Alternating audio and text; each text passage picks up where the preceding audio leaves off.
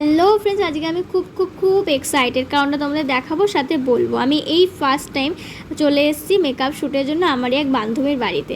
আজকে হচ্ছে 8ই মে। তো আমি ভিডিওটা ছাড়তে ছাড়তে কিছুদিন দেরি হবে।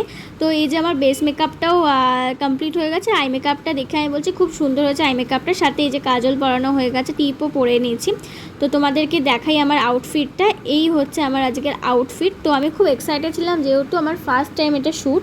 আর এই যে এখানে হেয়ার স্টাইলও দান হয়ে গেছে। তো আমি দেখে বলছিলাম যে আমাকে খুব সুন্দর লাগছে সত্যি, মানে এরকম এর আগে তো সাজিনি। তো আমি নিজেকে দেখে নিজেই সত্যি আমার খুব ভালো লাগছিলো। আর ওর হাতের কাজ দারুণ।